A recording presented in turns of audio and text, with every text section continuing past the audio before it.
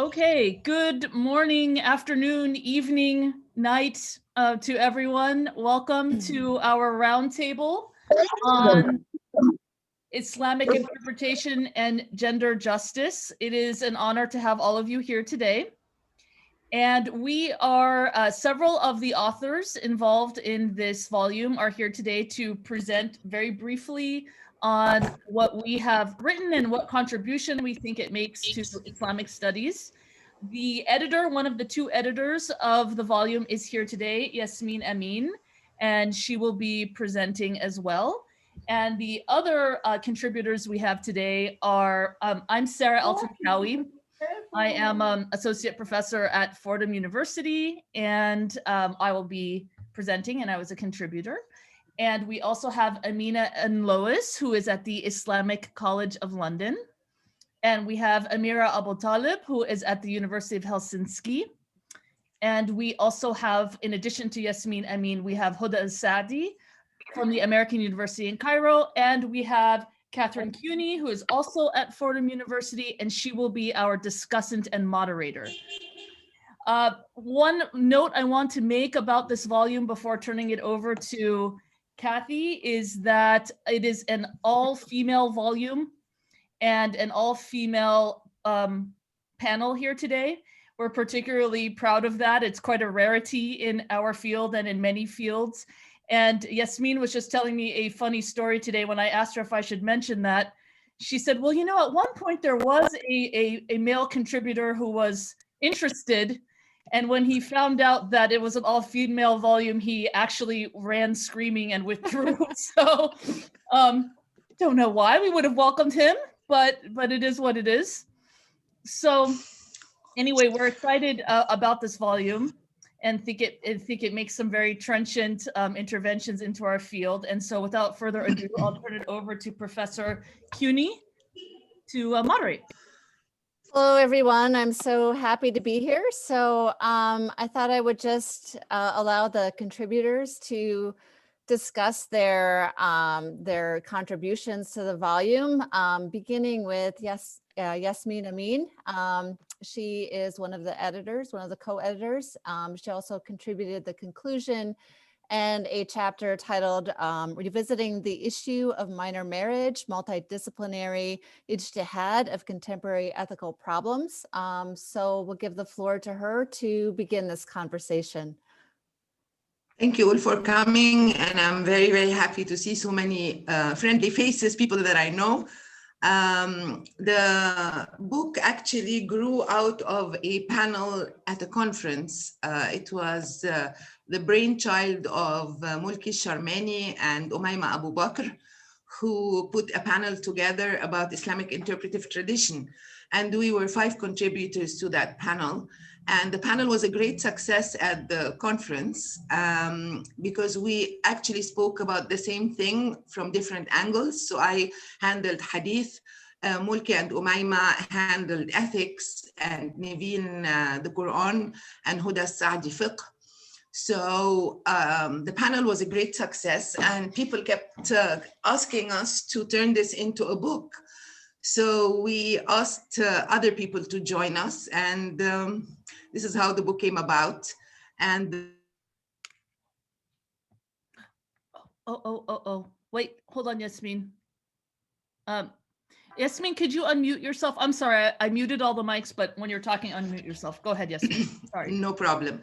So the common thread between all the contributions in the book is that we looked at something that was canonized in Islamic literature, whether it's in Islamic law or in the hadith or even in biographical dictionaries, a certain image or in tafsir. And we used the same methodologies used by the ancient scholars or the medieval scholars, the traditional Muslim scholars, and we arrived at different results. So we were particularly happy about that egalitarian and more just readings of the same things are actually possible. So that is mainly what I wanted to add. So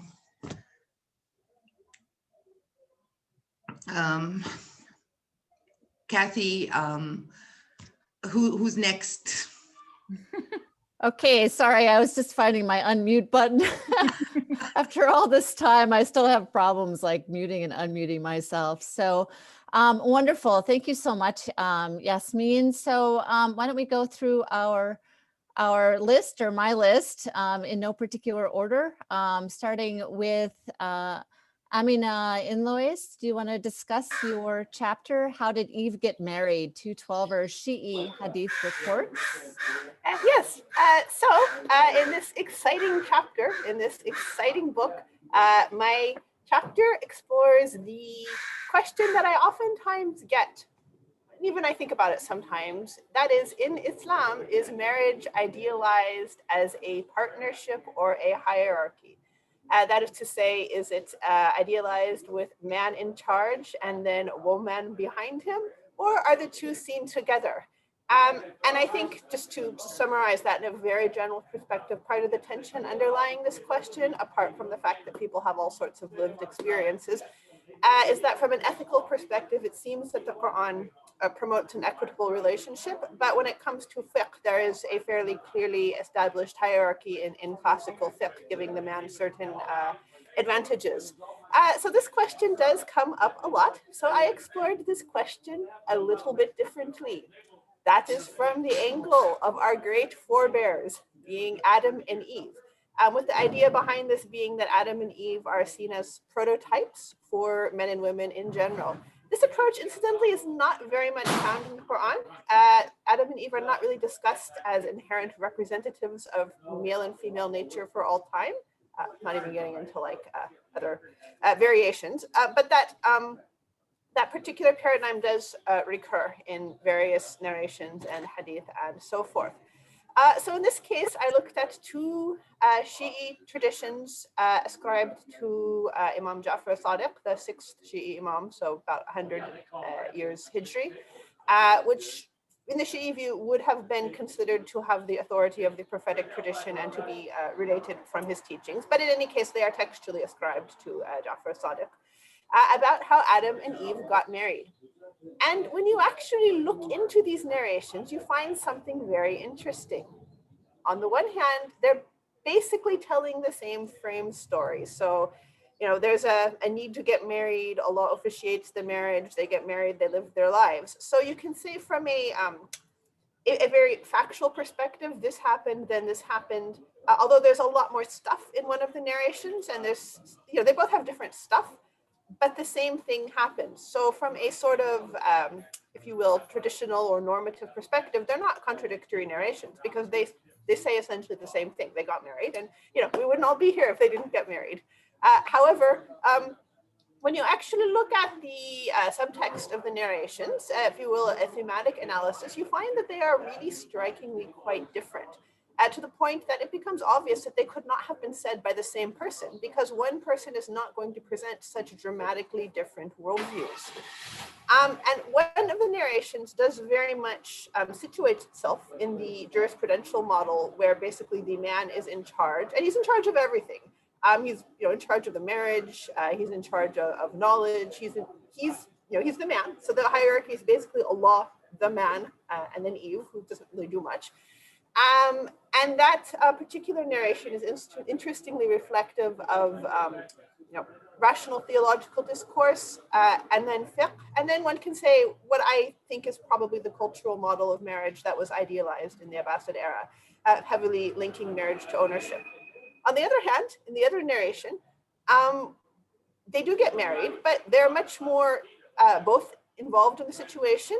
One person is not higher than the other. And both Adam and Eve, not only do they marry and live, but they're heavily integrated into the spiritual cosmology of Islam. So for example, they have interactions with the angels, they're bearers of the prophetic light. The angels are respecting them. So this one has much more spiritual overtones, as opposed to the heavily rationalist overtones, but ends up coming across as being much more equitable between man and woman. So which is it? We've got two very separate portrayals, same story, different portrayals, but interestingly, very different themes. That these sort of, if you will, Sufi sort of theme, or spiritual or esoteric sort of theme, celebrating the prophetic light and so forth, you know, versus the heavily more humanized, rational and jurisprudential sense. Well, I will not tell you which one it is, because this is a perennial question, but to read more, you can look in here.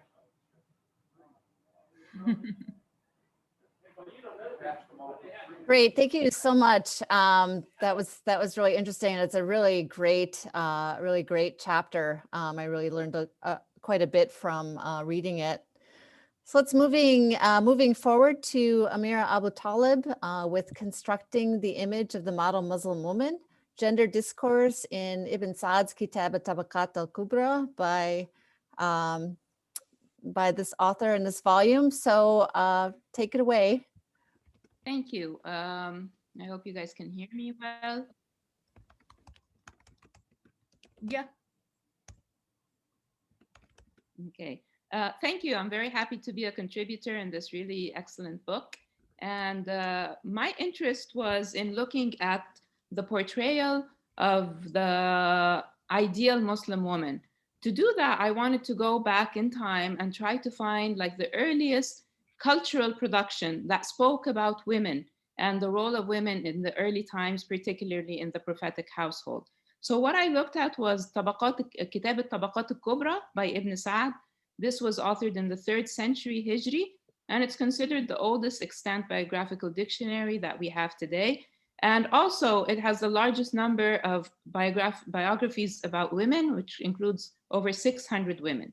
There's an entire volume, the last volume of the work, which is volume 8, called Kitab al-Nisa. And in it, Ibn Saad talks about over 600 Muslim pious women.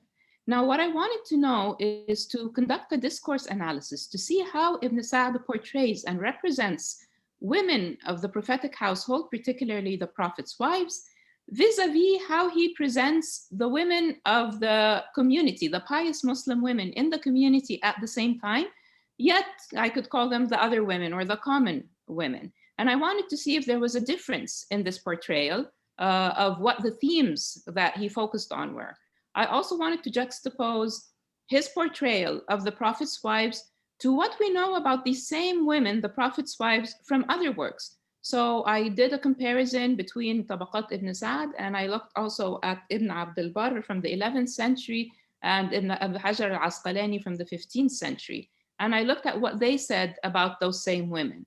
Now, what came clear to me, and I must say that what I'm trying to do here is not to identify whether what Ibn Saad has said about these women is true or false. That's not my place. What I'm trying to look at is just to deconstruct the discourse itself, to see what he focuses on, what are the styles, the literary tools that he uses. So by using early placement and entry size and repetition and Quranic verses injected into the text, there is a very clear structure that looks like there is a very constructed effort to build the image of the ideal Muslim woman presented by the Prophet's wives as women who adhere to the highest levels of gender segregation and physical concealment. Now, to give you one example, for example, the volume 8, which is Kitab al-Nisa, the volume dedicated to women, starts with the Pledge of Allegiance, the Bay'ah, where the women met the Prophet to pledge allegiance to Islam. Now, in that Bay'ah section, the very first line, which is the first line of the entire volume, talks about the narration that the Prophet refused to shake the hands of the woman. Now, this becomes such a clear theme throughout the 7 pages of the Bay'ah that this notion of the Prophet refusing to touch the woman's hand is mentioned 21 times in different versions. So there are many different narrations of him refusing to touch the woman's hand, sometimes shaking hands with the Prophet's hand covered in some material or cloth first, even to the point of the Prophet dipping his own hand in a bucket of water, removing it, and then the woman dipping her hand in the same bucket of water to signify the bay'ah. Now, this is kind of the theme that became very evident and clear when you look at how Ibn Saad presented the Prophet's wives. So for example, for Aisha, in Ibn Sa'd's version, Aisha is the Prophet's favorite wife. She gets the largest entry in the book, but we know of hers very little. We know that she's very jealous, that she adhered to the highest levels of segregation.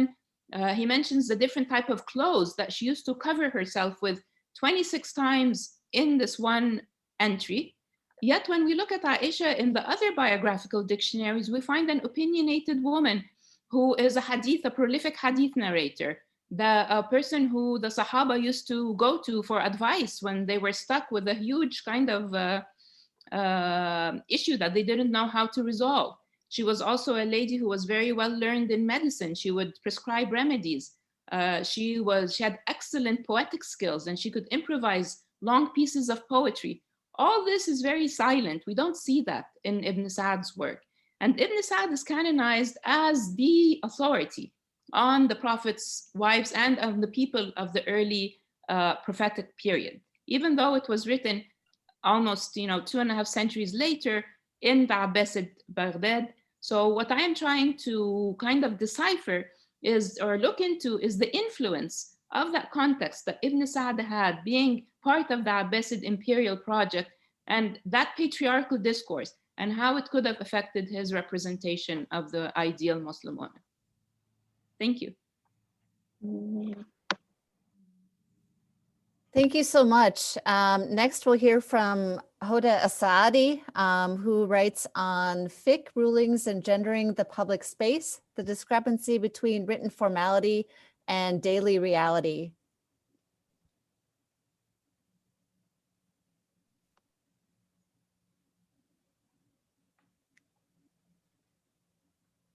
Yeah, sorry, I was muted. Yes.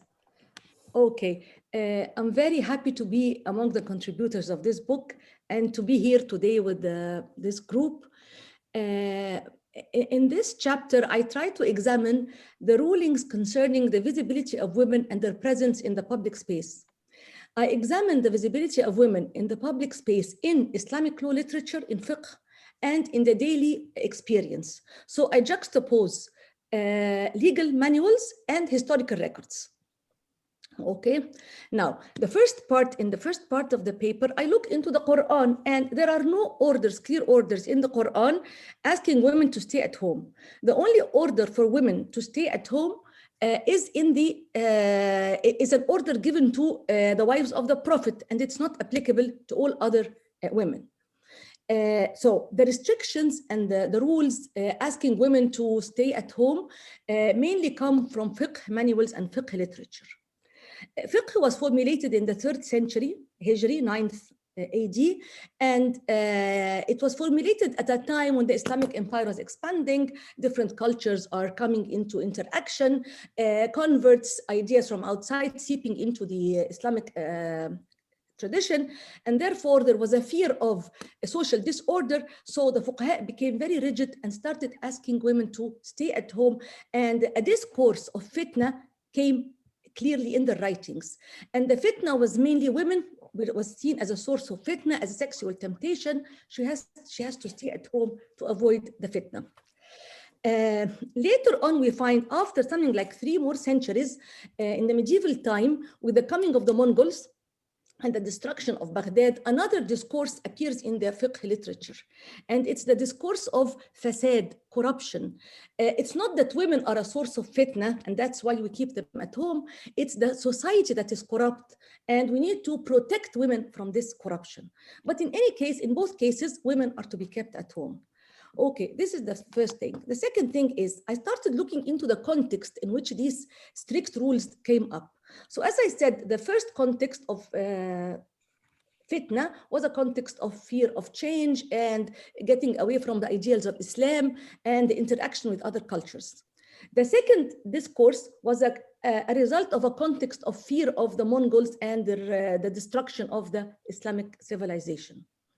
Fuqaha, as I said, were very strict about the rules, and the strictest manuals against women came up in the time of decline and in the time of chaos.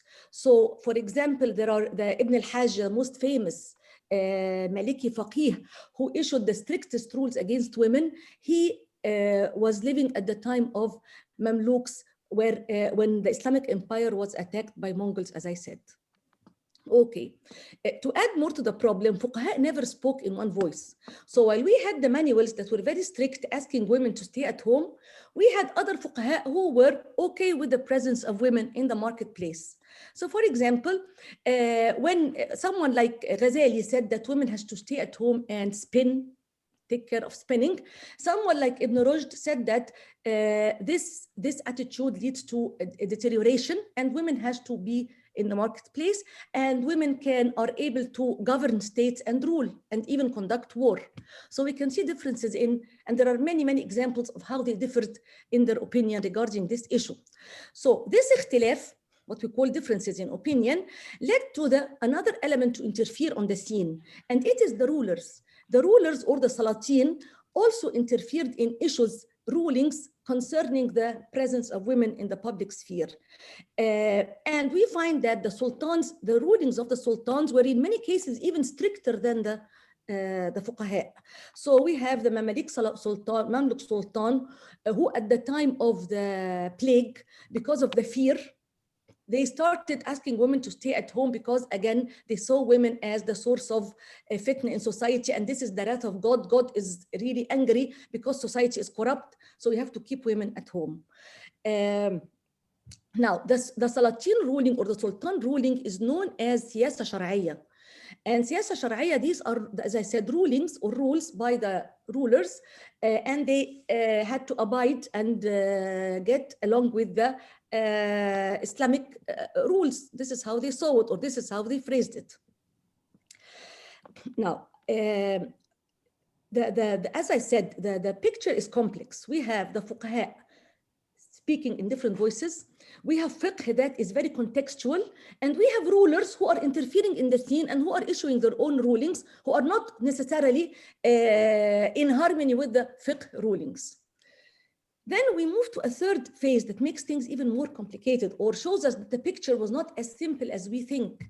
We have the phase of the application. How were these rules applied? The presence of women in the public sphere, or the rules concerning women in the public sphere and in the market, were applied by the muhtasib, the market inspector. And we see that in many, many cases, women and men defied the orders of the muhtasib.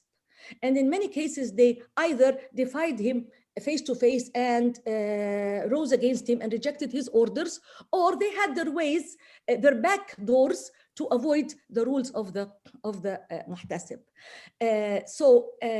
What I would like to say here, just to wrap up, it's that the picture is way, way more complicated than many people wanted to seem. And the Islamic fiqh was contextual. It was not set in stone. The rulers themselves admitted that that there are differences, and they respected the differences. The space was open to the rulers. What we call today Islamic law is not only fiqh, it's fiqh and the rules of the sultan or the ruler. So why would I take a rule that was issued by a sultan in the medieval time and I apply it today and say that this is Islamic law?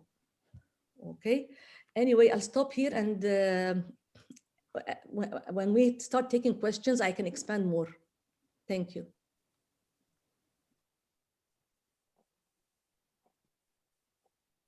You're muted, Kathy. Yes. Our final presenter will be our esteemed host, Sarah El-Tantawi, who will speak on Umar ibn Khattab's role in the legalization of the stoning punishment in the Sunni Islamic tradition. Thank you so much. And it's really an honor to be here with all of these really important contributions. It's been really enriching listening to this. A common theme that I am hearing, and of course that's in the volume, is essentially that we're historicizing attitudes that today are often glossed as semi-divine, okay?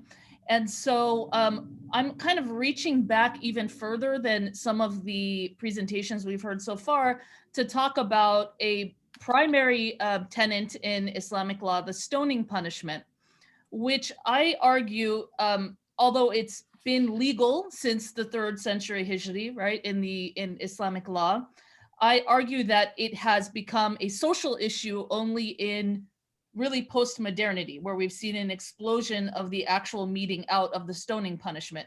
I'm not going to focus on that now, why that might be, although that's a very important and interesting question. But what I contributed to the volume is to look a little deeper at how did this punishment even become legal?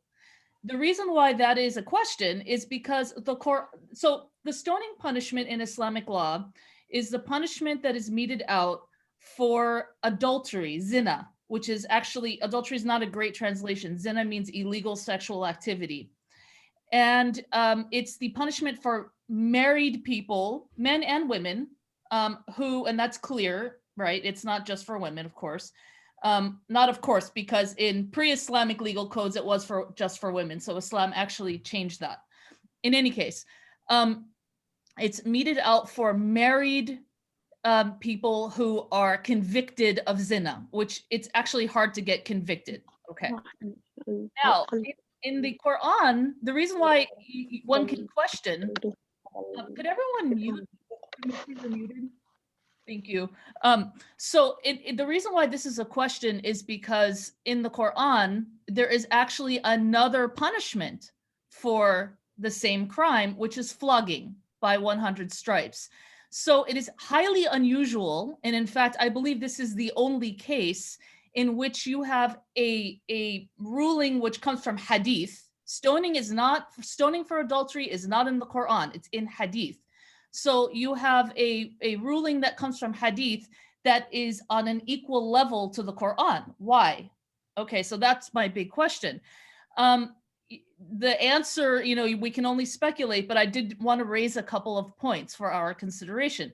So importantly, I think it's significant that the hadith in question, the 6 hadith in question, are fiqh Omar, meaning that Omar ibn al-Khattab, the Islam's 2nd caliph, is seen as the main, well, he is the person represented as meting out, insisting upon the stoning punishment. And in fact, we have a hadith on the occasion of the Prophet's death. We have a hadith that represents Omar as standing in front of the people of Mecca and saying, I'm so afraid on this occasion of the Prophet's death that you're going to forget about this hidden verse of stoning. And so I want to make sure that you remember it because it's very important. Now, again, these are representations, as so many of you have been pointing out, but it is significant that this is the message or one of the main messages on something as important as the occasion of the Prophet's death. Now, why would this be such a big deal to Omar, or at least how it's represented? Here, again, we can only speculate.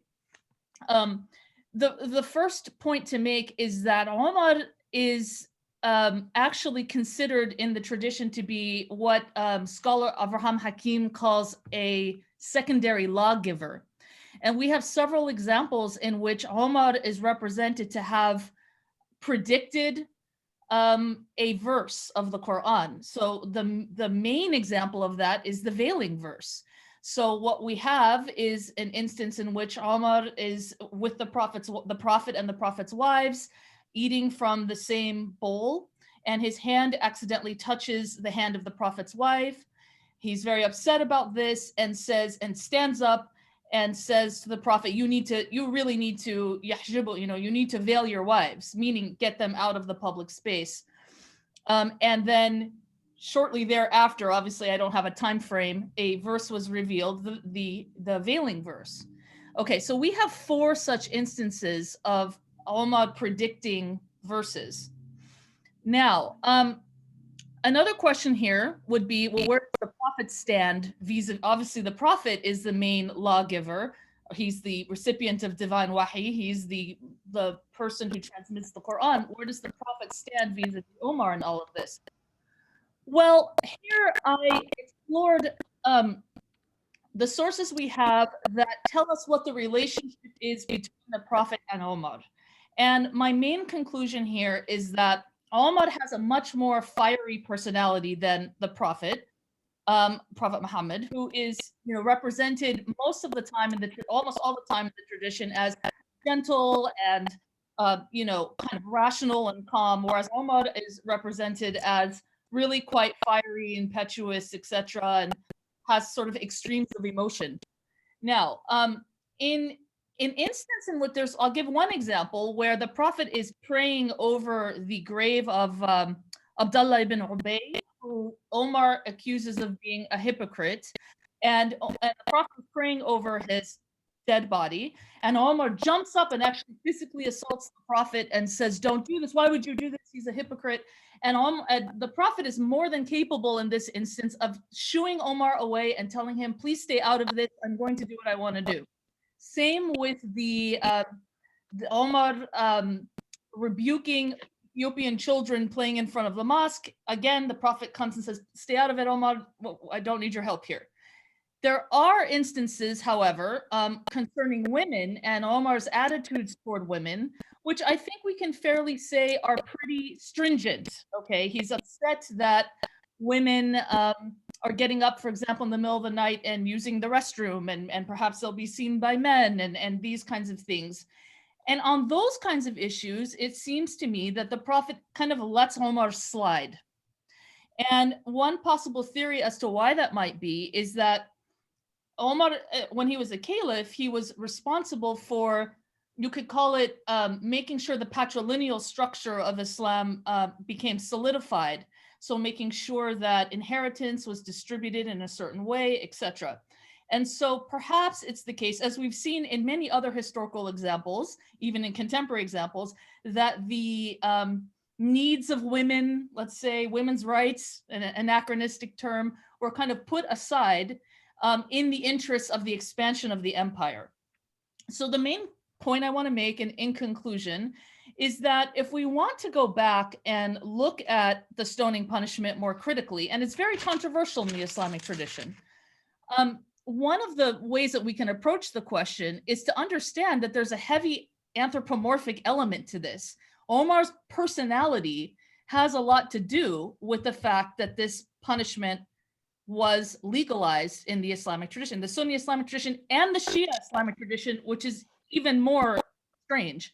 And I can refer you to some, I've done some work on that as well, a little theory on why that might be.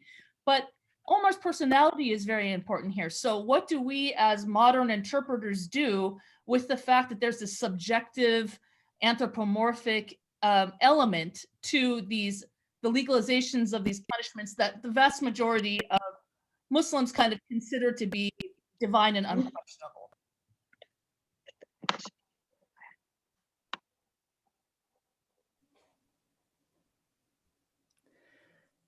Thank you very much. We're going to circle back around just for a moment with Yasmin Amin for a minute to talk more about her chapter, the Revisiting the Issue of Minor Marriages, Multidisciplinary Ijtihad on Contemporary Ethical Problems. After that, I'll give a bit of a summary, and then we'll open things up for questions. So please, Yasmin.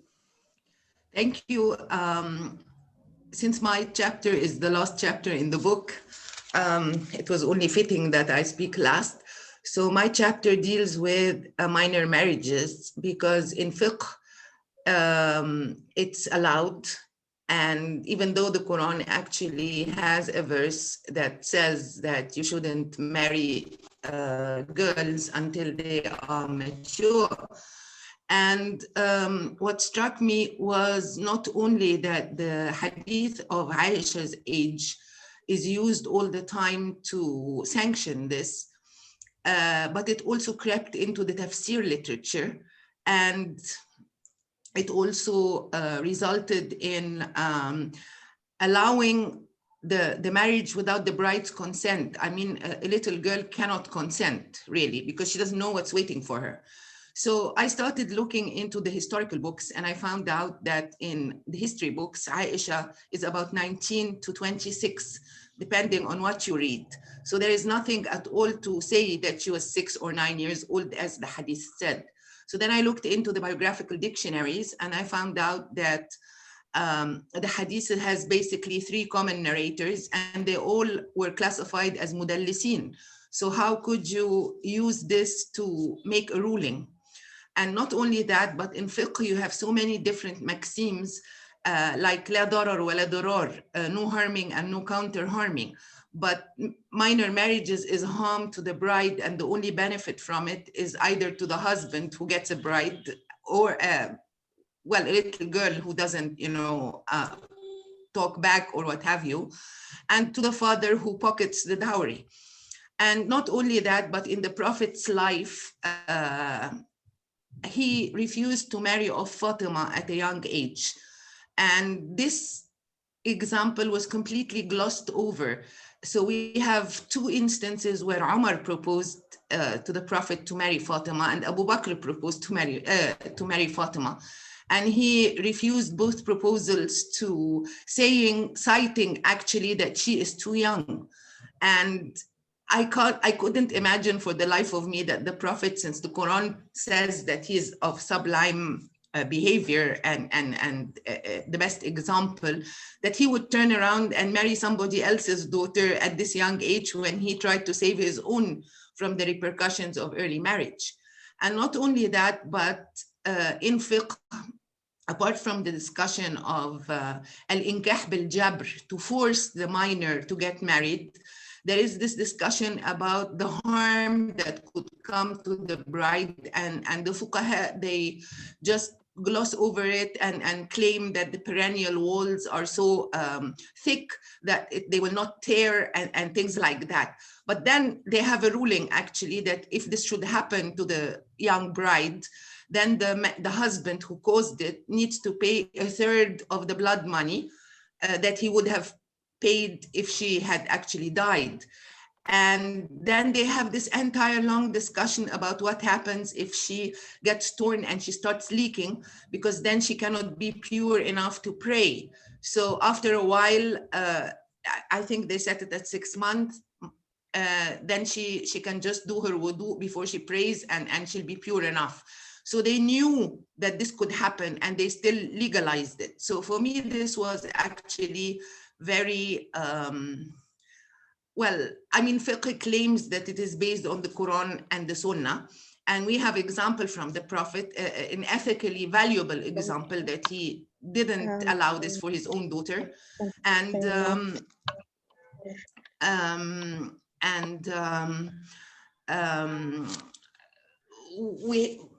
they take the example of Aisha, which is obviously forged.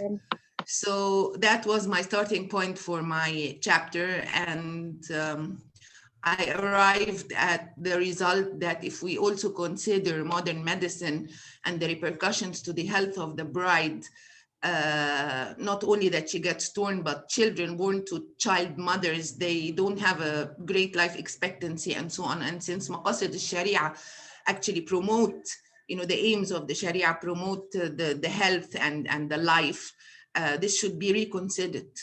So that's what my chapter is about.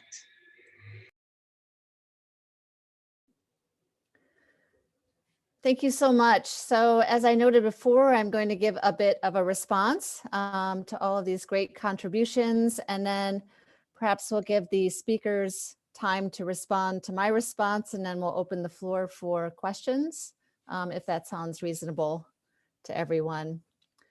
Great. So again, I'd like to thank the contributors for inviting me to this forum. It's such an honor for me to be a part of this conversation in the midst of such esteemed scholars. I'm so grateful to have the opportunity to help celebrate with the speakers their publication of Islamic Interpretive Tradition and Gender Justice, Processes of Canonization, Subversion, and Change. Now, the title and subtitle, I think, capture well what I found to be the primary intention of each of the chapters, as well as the edited volume as a whole, which is really to critique the ways in which authority itself has been constructed, enforced, and solidified through various forms of textual interpretation, legal implementation, customary practice, and bodily discipline. The authors here do not simply query, challenge, and deconstruct oppressive and harmful discourses, but they really move further to take stock of the real impact such discourses have on Muslim girls and women when unjust interpretations or systems of theorizing law or enforcements of what God supposedly intends become elevated, solidified, and defended as authoritative divine canon. Through a careful analysis of specific examples that have adversely affected women, each of the authors skillfully demonstrates the many ways in which the idea of a fixed and unalterable Islamic canon is not self-evident, but has been refracted through the desires and needs of elite men who possess the requisite social and political capital to both lay the foundations of authoritative discourse and to reap the fruits of their labor. Through their meticulous research on stoning, slavery, domestic violence, child marriage, polygamy, and segregation, the contributions to this edited volume show us all how the layers upon layers of men's interpretive efforts have calcified over time and have become indelibly inked on the feminine body and soul, which against Quranic and prophetic injunctions violate a woman's created nature and impede her ability to worship fully or experience in depth what it means to be human. In this way, the authors challenge the very notion that the normative interpretations that arose in the early centuries of Islam should somehow be equated with a universal and static Islamic canon. Rather, the authors view the idea of canon much more loosely. That is, a canon is not a fixed body of texts, but rather represents an ongoing selection of arbitrary and situated choices. Thus, drawing from the insights of Jonathan Z. Smith, the authors focus their attention on the processes of canon making and the question of how and why some interpretations and texts are privileged over others. Thus, they push open the doors to a plethora of alternative but equally viable possibilities drawn from the same sets of revered traditions and sources. As a conclusion to this volume so beautifully contends, each of the authors treats the social justice-oriented activism inherent to this discursive enterprise with a profound reverence, seeing it as an expression of spirituality or as a form of worship. With their weaving of feminist theory with a decidedly constructive turn, the contributors are able to proliferate and diffuse the embedded authoritative choices and voices in Islamic law and exegesis, but also those in the field of Islamic studies, as we all know, a field which itself mirrors the gendered and hegemonic structures that they are working to dismantle. This type of turn, which is open to new forms of ijtihad and ijma', is the direction in which I believe, or maybe I hope anyway, Islamic studies may be headed. In my remaining time here as a discussant, I'd like to raise a few questions and invite the speakers to help me think through them. Many of you, of course, already addressed these questions in some way in your essays, but I was wondering if you might reflect further on them, either in the context of your own research or in the conversation you might have with one another. First, given how the discursive modes of authority have been articulated, enforced, and directed by elite men, both within the source material you are considering, as well as in the disciplinary framing of the material, to what extent do you believe that gender justice work is obligated to devote time, effort, and energy to subverting the hegemonic masculinities that likewise pervert men's abilities to realize their full humanity? In more concrete terms, should we feel sorry for Omar, for example, or maybe cut some slack for Ibn Hazm or Ibn Saad to consider how their humanity as well as their legacy might have been distorted or compromised? In other words, how are the bodies and souls of ordinary men impacted when such authoritative voices within the tradition insist that crimes for zina must be met with stoning, or that 6-year-old girls could be married off by their fathers without their consent, or that wives must tuck themselves away out of the public eye? Should gender activists even be concerned with men, given the amount of time and attention they already enjoy? But can gender justice be fully realized if we focus on only one side of the equation? That is, if we consider gender justice to pertain more so to women and not to men as well. And here I'm thinking about the fact that very few volumes, for example, are titled Men and Gender in Islam, or there are very few, if any, sections on syllabi reserved specifically for men and gender. Secondly, whether we are talking about the vagaries or idiosyncrasies of human experience or projected or constructed ideals, we can see from your work that tensions and fissures and contradictions within traditional materials should be embraced rather than silenced or discarded, and in fact mined for their potential to yield intricate theoretical and constructive reflections. To me, there is something profoundly spiritual, apophatic even, in the unresolvable, in the very tensions and contradictions that arise from life itself, which leads me to ask you all if you might reflect a bit further on what you see to be the constructive dimension or contribution of your work going forward, and whether you see this constructive dimension as being effective in any way in convincing men to abandon their privilege, and if so, how so? Thank you. And I open the floor maybe to your response, or if you'd like to converse with one another, that would be wonderful. Okay, well, thank you very much. I'll give a bit of that a go because there was a lot packed into that. With respect to one of the things you mentioned, yes, I absolutely agree. There should be a study of men and masculinity, and I don't want to fall into the trap of overgeneralization, whether it's with respect to history or today, because indeed, I think one of the merits of this book is it avoids the trap, which is very easy to fall into, of just putting a stamp on something and saying this is classical Islam or this is normative. But instead it goes through the evolution and contributions and effects of various people and sources and the varying opinions. But now to go back to my generalizations, I do think it's fair to say that because of the socio-political nature of the modern world, there is in much of the world a crisis of masculinity. And I think it's fair to say that by and large, the social dynamics in the Muslim majority world have been heavily influenced by colonialism and the decline of civilizational authority of the Islamic civilizational project. And this was not true during the time of the second caliph or the expansion of the Arab Muslim Empire, where men were literally in charge. Arab Muslim men were at the top of the hill, so to speak.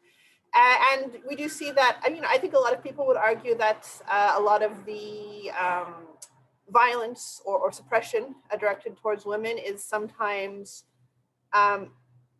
part and parcel of this, that men themselves are, sometimes under dictatorships or under a lot of pressure and, the economic injustices of today, and then that just further affects women. So I absolutely do think that masculinity and healthy masculinities is a very vital subject, and it is one that tends to get ignored, especially in the Islamic context. I wouldn't say it's entirely ignored because there are works on it and there are people working on it, but I would consider that an absolutely important part of the equation, because although tacitly, most of what is discussed about Islam is, especially within Muslim discourse, tends to be implicitly directed towards men, historically and today. But at the same time, it's not necessarily dealing with the issue of what does it actually mean to be a man, or what is a healthy way of being a man, or what is the healthy way of a man to relate to a woman, beyond a few simple pieces of advice about marriage. So yes, I'm completely on board with that, and maybe that can be the next project.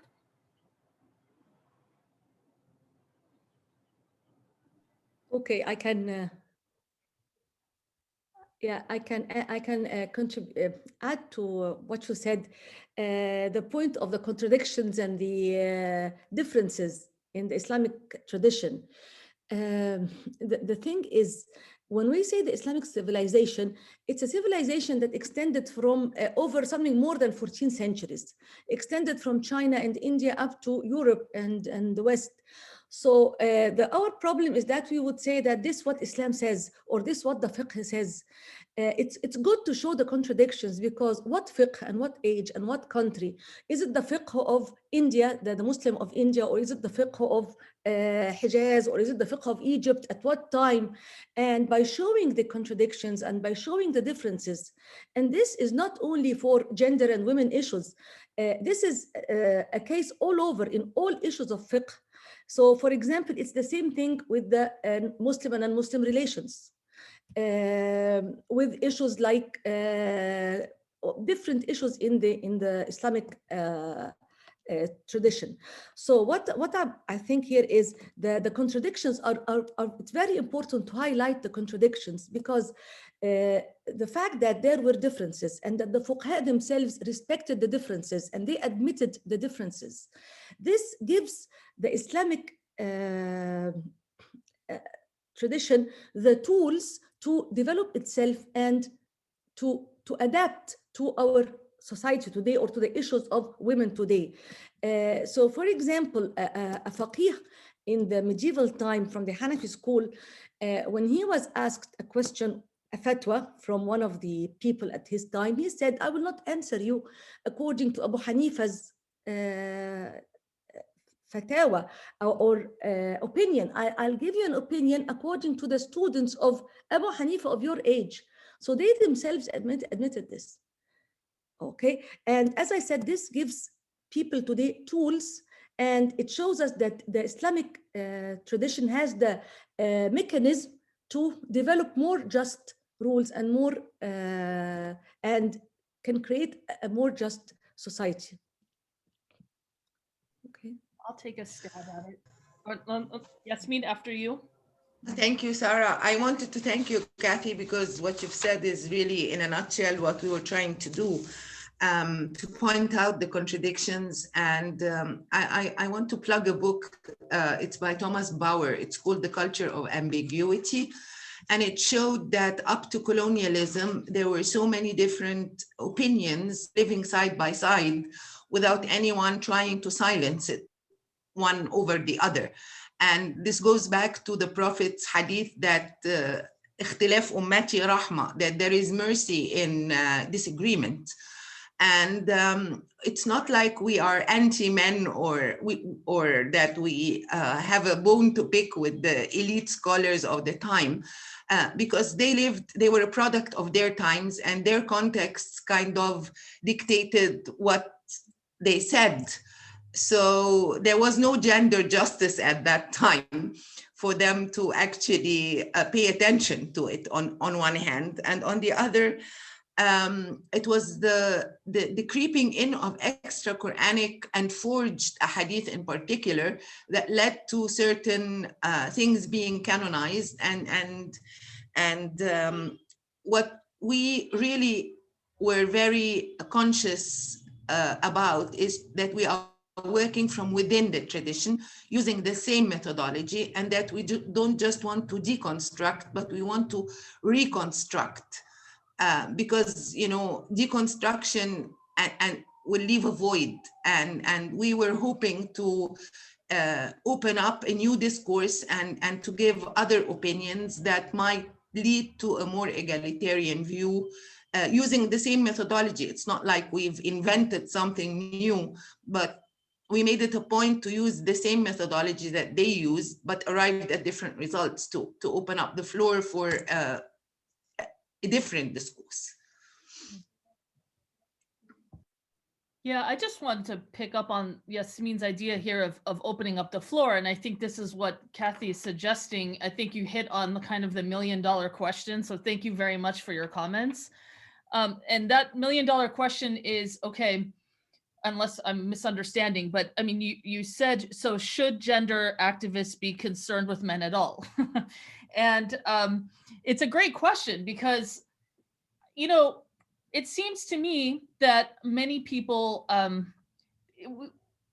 as Amina said, as Hoda said, as all of you have said, our tradition of this 1400-year tradition is vast and diverse, but we can generally say that up until the contemporary moment, it has been a very male-centric, sort of men in charge type of sociological reality.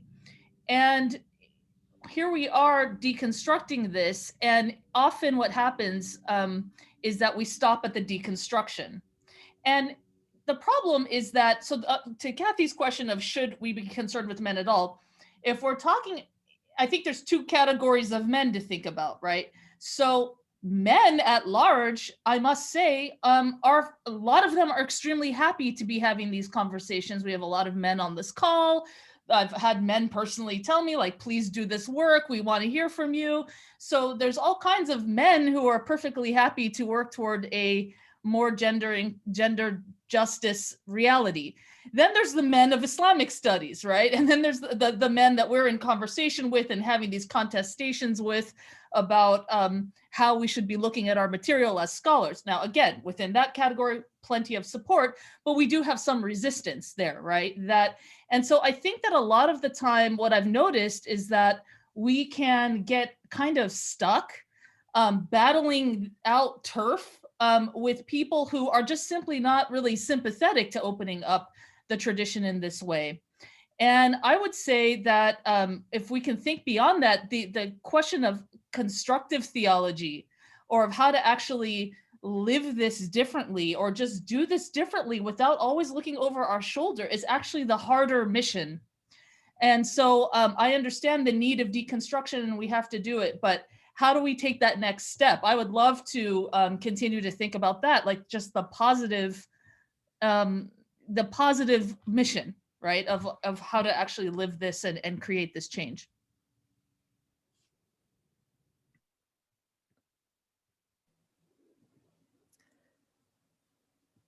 Other voices from the panel, or should we open it up to public comment? I'd say open it up. I don't know. Okay. What you all think. Yeah, okay. Great. So people can, let's see, either raise your hands, right? Your blue hands, or type something in the chat, or just shout out if there's a little vacuum of silence. Questions, comments, thoughts?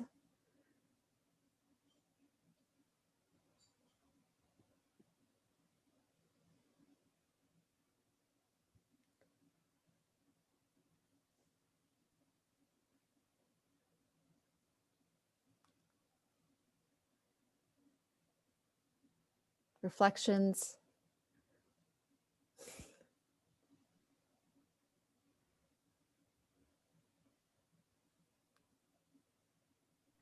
We're getting a lot of much appreciated praise, but throw some daggers at us is fine. Some questions. I don't think I'm missing. Am I missing any hands? Here we go. Okay, good. There's some questions in the chat here. Methodology seems to have been emphasized in this collection. What is the significance of this? Coming from Maisa Haq. Oh, this one is easy. I can answer that one because, Kisha Ali pointed out that until today, male scholars don't even reference women scholars, regardless of their work. And they always accuse them of not being well-versed enough in methodology, especially the methodology of the traditional scholars, and that they are kind of new at this, they're not trained in the traditional ways, and they belittle female contributions a lot until today. So they have picked up where their forefathers left off, or never left, actually. So this is why we focused on using the same methodology that they used, but arrived at different results, but using the same thing. So methodology was very important to us to just disprove this point that women scholars cannot deal with the same methodologies used by the ancient or medieval male scholars. I hope that answers your question. Yeah, can I just add to that a little bit? I think that's one of the strengths of this volume is that sometimes, I mean, as all of us know, and Yasmin just pointed at this, we can get the critique. Let's say feminist scholars, postmodern scholars, you get the critique of you're just bringing your 21st century liberal values and plopping them on the Islamic tradition without any real engagement with the actual methodologies and the tradition. Okay. So we have answered, as Yasmin said, that issue. But at the same time, if you don't bring in a new creative spark or some other alternative questions, then you end up reinventing the wheel, which is what a lot of work actually does. It just kind of recycles what we've had from the medieval period or from fiqh. And so I think actually it's important to point out that while we are methodologically in line, we understand the methodology of, let's say in the example of fiqhi thinking, we're also asking fresh questions. And I think that that's a contribution. There's a question here that I think dovetails off of this one. We have a question, would you please elaborate what you mean by construction versus deconstruction of the patriarchal values? That's probably. Yes, well, when you point out that there are contradictions, when you point out that a lot of things were man-made and not divine, that actually Islamic law has been based on forged ahadith, for example, or on personal preferences of the jurists or what have you, but they claim that it is based on divine revelation, you deconstruct. And you kind of destroy the edifice or you poke holes in it. But then when it falls, then you're left with nothing. So this is, we don't want this because we are working from within the tradition. So we want to reconstruct, but using these blocks that we have taken out of the original structure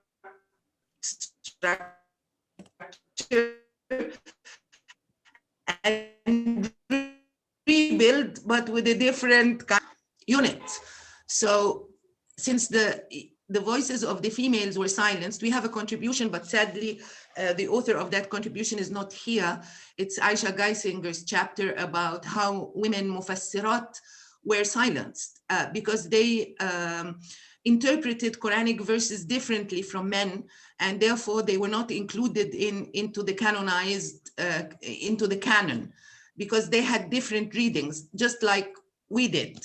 So they were deliberately silenced, and we were Aisha revived their voices in her contribution. So we are offering different voices and different building blocks to rebuild the building rather than just tear it down. Thank you, Mariam, for this question. So we have another question here. What about laboring and peasant classes who need the work of women? Were there any provisions? Yeah, I can answer, yes. The fiqh manuals, as much as they were included rules against women in the marketplace and the public sphere, there are hundreds and hundreds of fiqh manuals that were regulating the work of women. And the most famous book, Al-Hidayah al-Marghanani, it includes a chapter on the conduct of women or how women should behave in the marketplace in commercial transactions while she's having commercial transactions. Also, there are tens of books, Hizbah books, and Hizbah, as I said, the books written by the market inspectors who were always usually faqihs and religious scholars, and they have regulations on what should the women do when they sell their cotton, for example, in the marketplace. The muftis gave fatwas, and there are hundreds and thousands of fatwa given by muftis to poor women who would go and ask, for example, the spinners and the weavers, is it haram to spin in Ramadan? Because when they used to spin and weave, they would put the thread in their mouth. So they would say that this would break their fasting. And you find this question raised by many women, and the mufti will answer, or the jurist will answer and tell them it's not haram. You can this will not break your fasting, for example. So again, the poor working women, whether in the urban centers or in the rural centers, were working, actively working, and the fuqaha, as much, yes, there were manuals, something like prescriptive literature that was giving an image that they wanted to portray. But there was the other kind of fiqh manuals that were talking practical life, about the practice, the real practice, and were answering the women's questions about their daily working practices. So yes, as I said this, they were there, the women working. Besides the history books or the history records and for example, the court records, the chronicles, different history records, they give us details on the work of women, whether the working women in the urban centers or the rural centers, whether the middle class or the poor women, they were all working actively in the marketplace. And as I said, the fuqaha were answering their questions normally, with no sense of amazement, with no sense of disdain. It was a normal thing. So there were fiqh rules regulating women presence in the marketplace. And this takes me back again to the contradiction and to the differences in opinion that were there on the scene. Okay. Anyone else want to add to that, or from other contexts?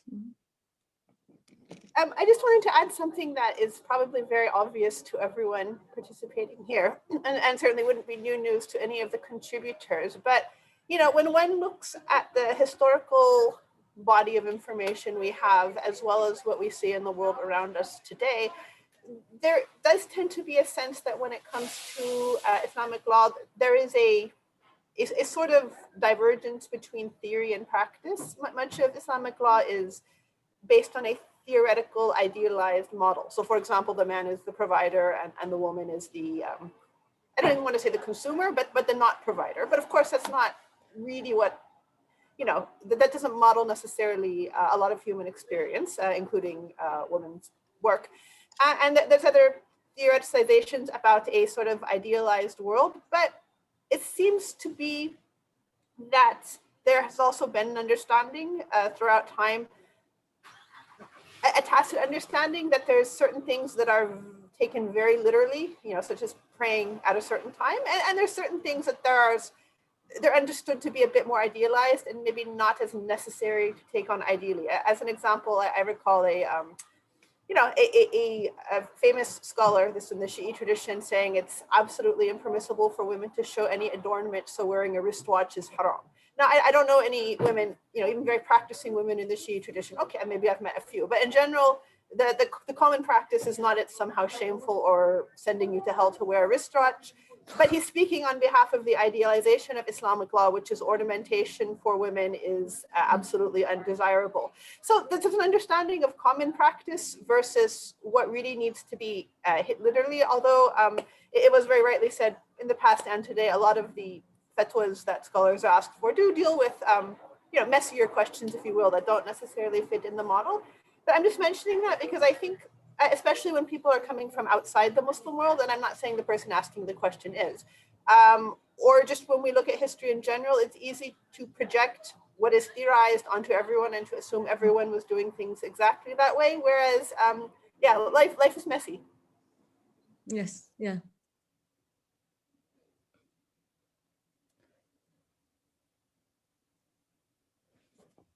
Anyone else want to jump in? I just want to, there's a comment from Shanaz,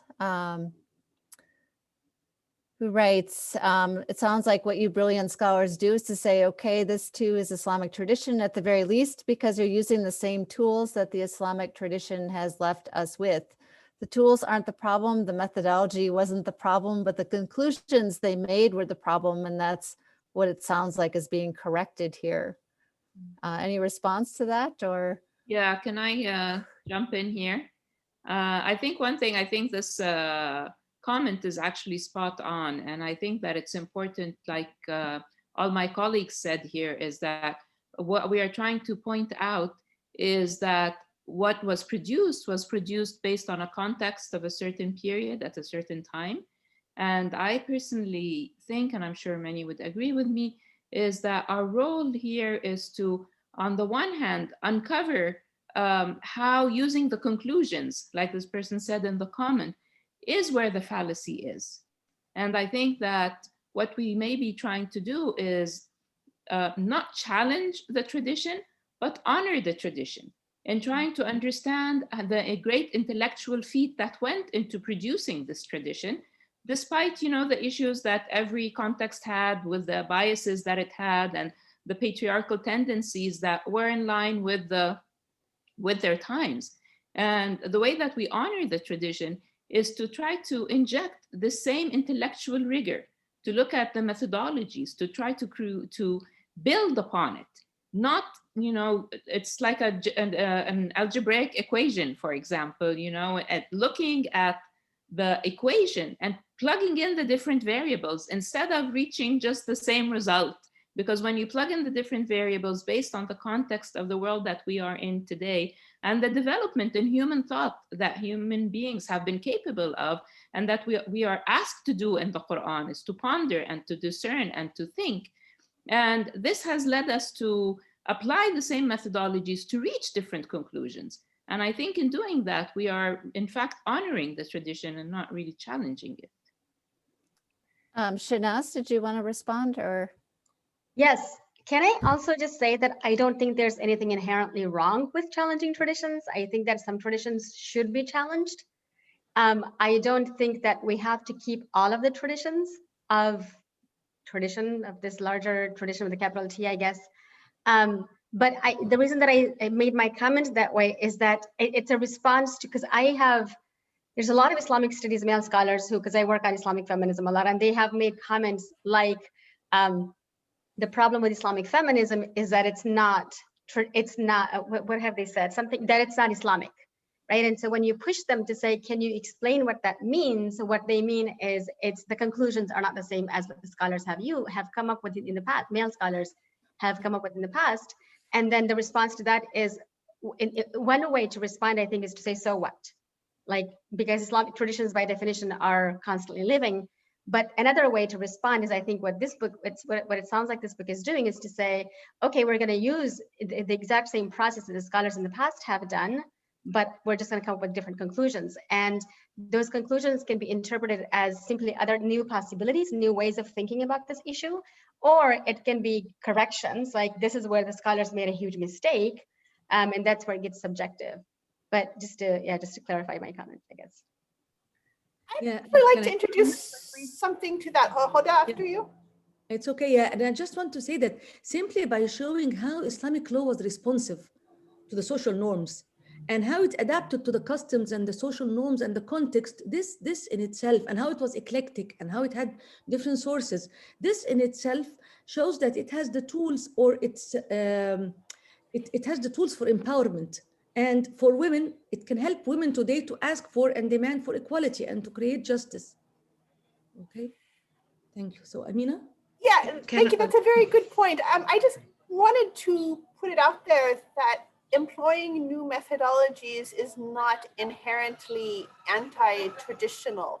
The methodologies that were used in the derivation of the original or the early fiqh manuals or later ones were things that human beings came up. You don't find them listed in the Quran. Obviously, you can justify them in the Quran. But I do think that despite the variance in the fiqh we have over the centuries, it's been going on according to the same methodologies for over 1,000 years, and except in certain cases where certain things are maybe scrutinized a bit more, we're not going to expect radical changes. And the main issue that's really at the forefront today, I'm not saying it wasn't ever an issue, is when using certain very literally interpreted traditional methodologies produce certain traditional rulings, which either conflict the ethical teachings of the Quran and what we know inside to be right, or as Yasmin was saying, what medical science will say.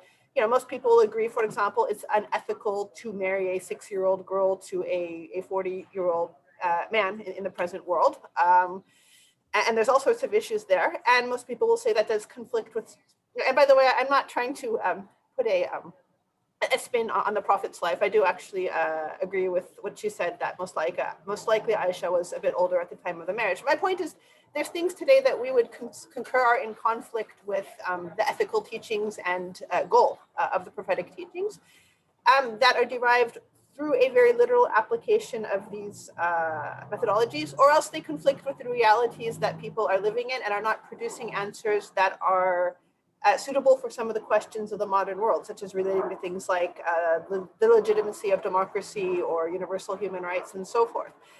So because of that, I don't think there's anything wrong with employing new methodologies insofar as, in my view, they are concordant with the aims and goals of the tradition.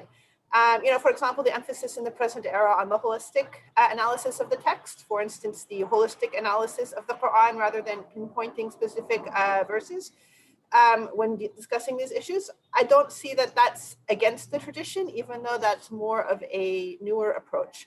Or looking at the aims and objectives of the Sharia. And again, I'm not saying these are all inherently new ideas, but they are a little bit different way to look at the same thing. And I do think that is going to be the path forward for the development of Islamic thought in the coming centuries, as well as newer ways of looking at the text, which again, I'm not saying that doesn't have to mean they're un-Islamic or anti-Islamic, but just that sometimes if you keep doing only what was done in the past, you're not necessarily going to be getting to the answers that you need, while at the same time, there is definitely scope to repeat some traditional methods, and then sometimes you clarify certain things that might have just been glossed over in the past.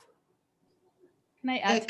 Can I add something? Sorry, Sarah. We always tend to speak at the same time.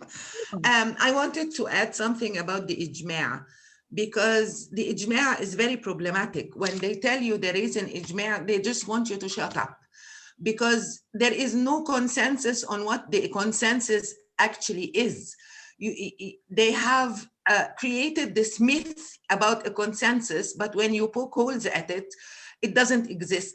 So some people say it's the consensus of the entire Muslim Ummah, which is practically impossible, more so at that time, because if you sent a camel to India, probably the camel would die before it even arrives. So you couldn't collect all the fiqh opinions that existed. If it's an ijma' of all scholars, the same thing applies. It was just an ijma' about geographical locations, and not only that, within certain schools, and not only that, within certain periods.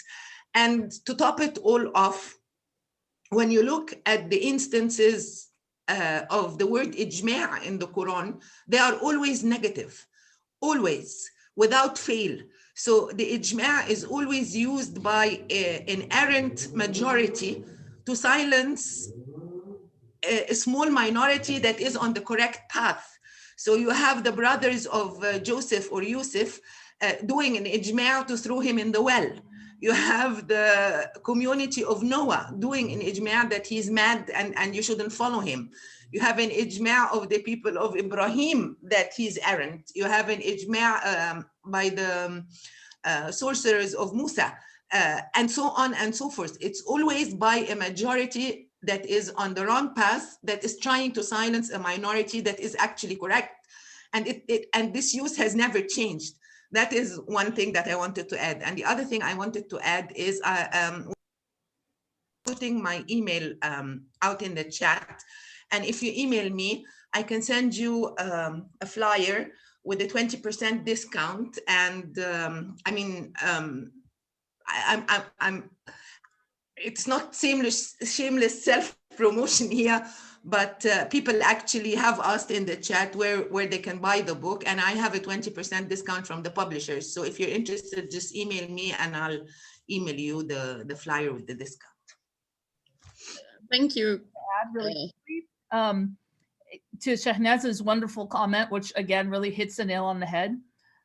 Though I would change the word conclusions, that they're coming to different conclusions, that we're questioning the assumptions that the scholars had as they made these as they went on these intellectual paths.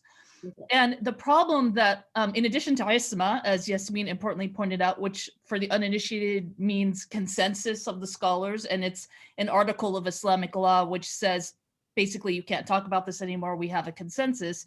In addition to this problem, there's the problem that I think Karen Pali pointed out in the chat of isma, of this idea of perfection of the prophet, and that you can't question that.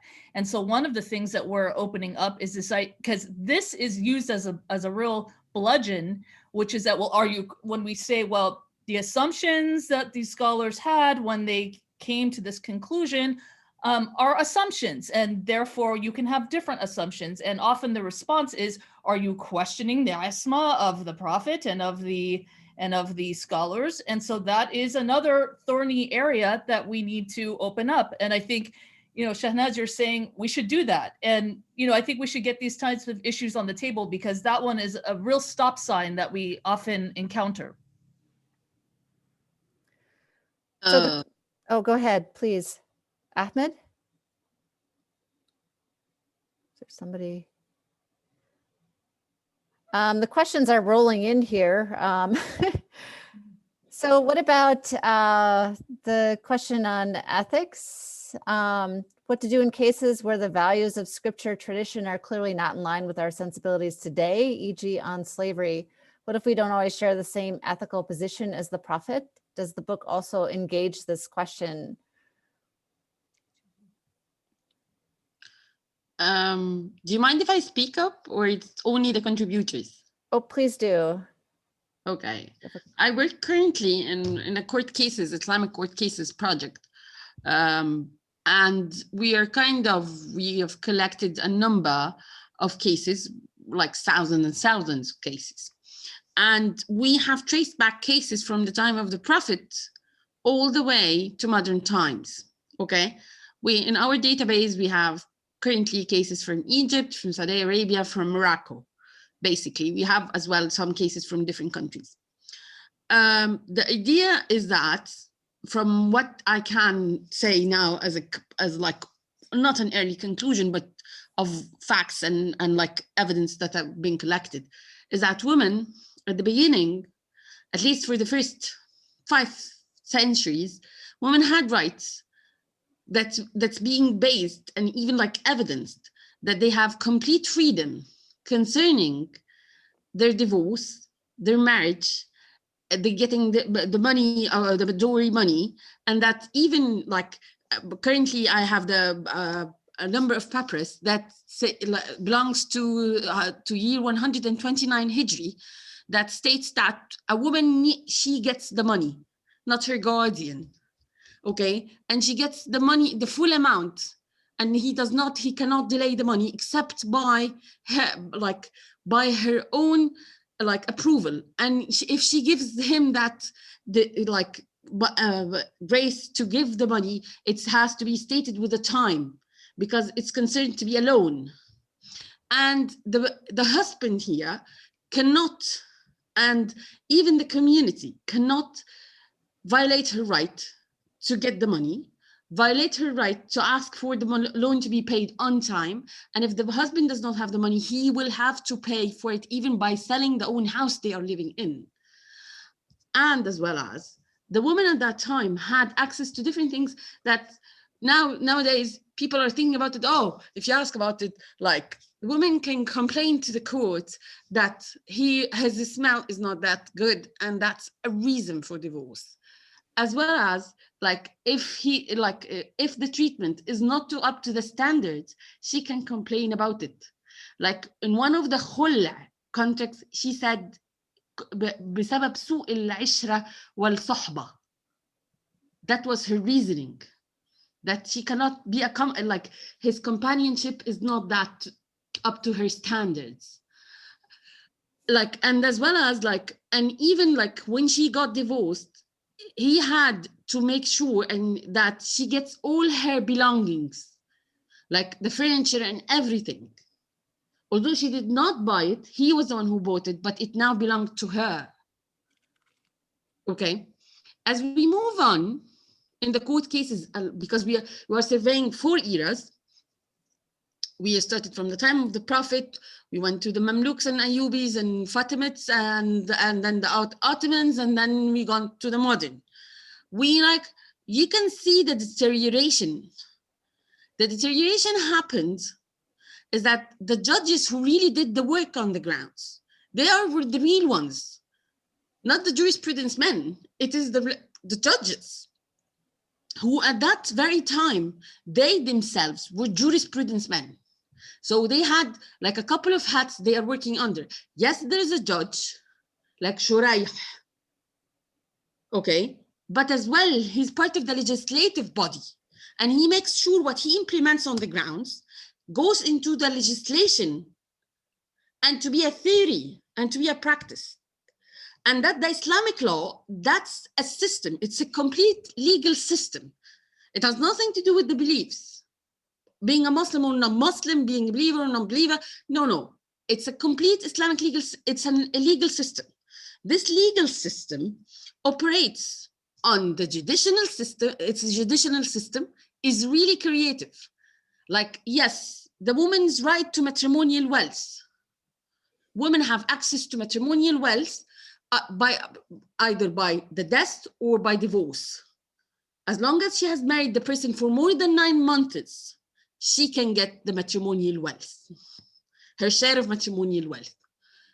And the second thing is that, no, you cannot, if the woman needs to get a divorce, she doesn't need an evidence, except that she simply doesn't want or doesn't wish to continue. Again, a woman states clearly in their contracts, because for them, marriage is a simple contract. It's a contract that is like any other commercial contract woman at that point in time can sign. She would state, you cannot stop me from visiting my family and them visiting me. You need to make sure that you buy them gifts. You need to make sure that they are being treated equally, okay? Which means that they understood what is the meaning of a contract, and that the community appreciated that, and the community valued that, and nobody can violate a contract just simply because they can. No. And that really proves that the Islamic legal system is a kind of one of those unique systems. Like, we have the Roman system, we have the British or the English legal system, and we have the Islamic legal system. And I would say it is like, yes, like I've seen several cases from India, for instance. I believe that the English law, as well as the Islamic law, met in India, and if they developed hand in hand, especially that the English law legal system developed way better in India. And they had even, during that time, if you wanted to become a lawyer and you need to pass your bar, you had to make sure one of the books you needed to master was Al-Hidayah for the Marghanini, as Dr. El-Saadi mentioned. And that's really mentioned at the beginning of Al-Hidayah for the Marghanini. So does someone want to... have had a chapter about women lawyers and women judges, because much to my surprise, there was a woman judge in Abbasid Iraq in the 4th century Hijri, and the first woman judge was ordained, or not ordained, hired in Egypt in 2004. So it makes you wonder. Anyone like to respond to some of the points raised here about law or specific laws? I certainly think that the comments reflect what many of you have been saying. If I may, I'd like to just add and reiterate what some of my colleagues said and what Amina was mentioning. The fact that the work that was done and established the tradition in the early period of time seems to have been done in the context, like Hoda was saying, at the time where the Islamic empire was moving from a small Bedouin society to a huge empire covering many lands with different ideologies, languages, and traditions. And there was a need to focus on the law.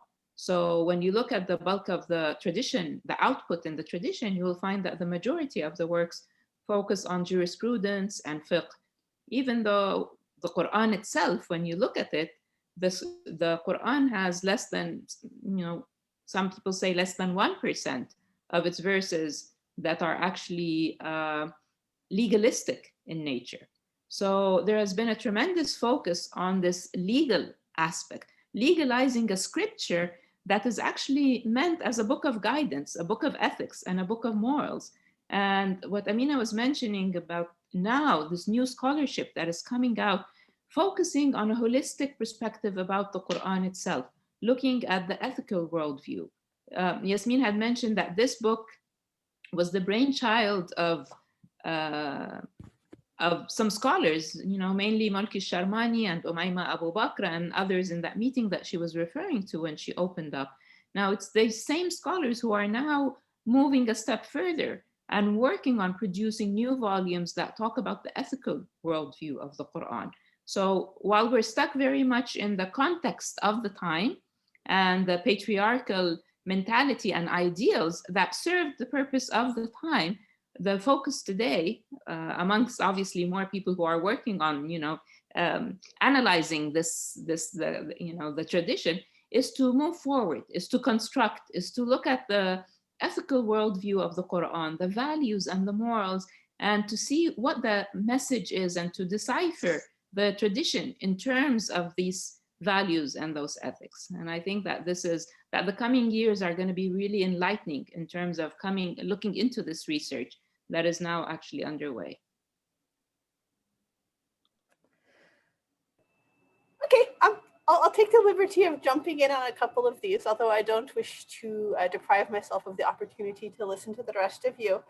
I really appreciate Kathryn's comment in the comment box about American Child Bride, just because it's a reminder that these issues, first of all, are not inherently limited to the Islamic tradition, but also, as with really anyone else, Islamic scholars were oftentimes dealing with what was happening on the ground, or are dealing with what is happening on the ground and the social cultural realities, rather than imposing something. That is to say, it's not like child marriage wasn't happening and then the Islamic scholars said, hey, why don't you do that? But it's dealing with a broad variety of social and cultural factors and contexts. I'm just saying that because there is sometimes some stereotyping about the Islamic world today, which even for those of us who know better, it's easy to fall into that. That somehow this is only a Muslim thing or only happens in conservative Islamic law. But obviously that's not the case at all. It tends to be more about poverty and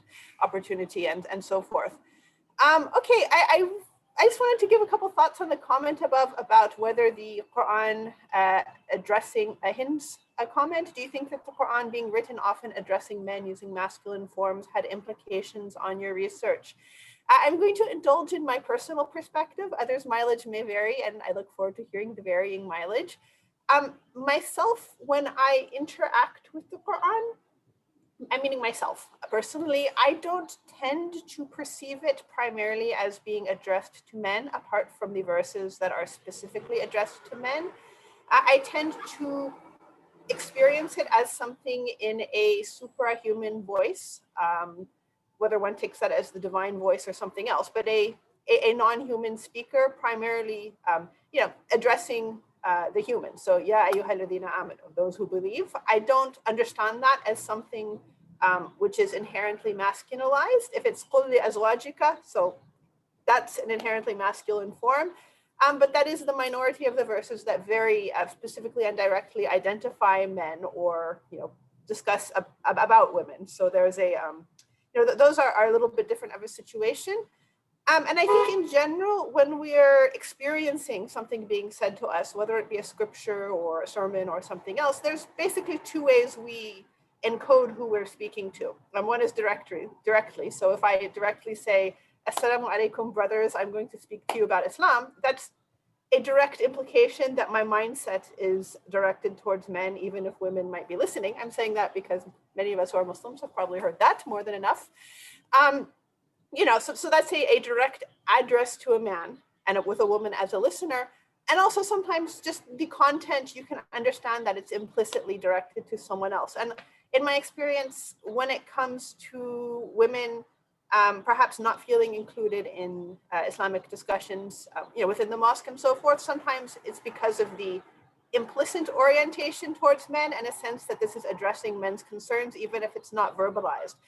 And this is something people just intuitively pick up on or not, whether or not they are the intended audience. Of course, that goes beyond gender issues. But what I'm saying is when I personally interact with the Quranic text, I don't get the implicit sense that the majority of it is specifically envisioned or aimed at males. So therefore, I would say this personally doesn't affect my own handling of it, but I look forward to hearing what the others have to say because it is a topic that has come up today.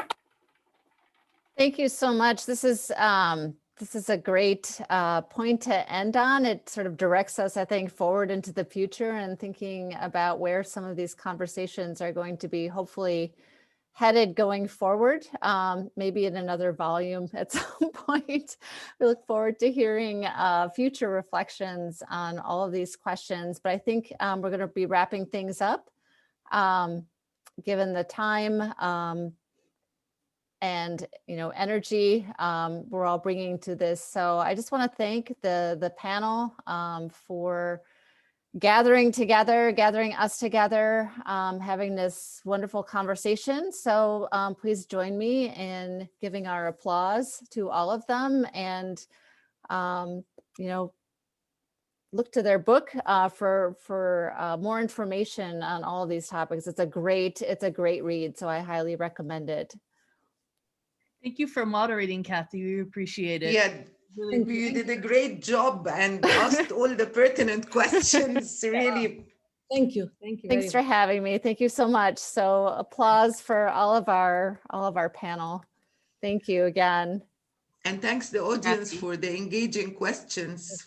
yes, I recorded it all, so the world will see your questions soon. So. Okay. And Yasmin has worked especially hard to push this project forward. Obviously, there's lots and lots of behind the scenes work that you don't see, you just see the final volume, and it did take years to put it together and then to continue pushing it forward. So I think she deserves an extra special thanks. Oh yeah, thank you. Thank you. Thank you. It was my pleasure. And the contributors are an amazing group. I would absolutely do a second volume with the same people. Don't hear that every day, so that's good. That's good. Yeah. Okay. Thank you all. Thank you so much, everyone. Thank you. Okay, so we'll end I'm going to end the recording and end the meeting now. Okay. Thank you, Sarah, for organizing this. Oh, Thank sure. you very much. And thank you, Kathryn. Thank you all. Thank you.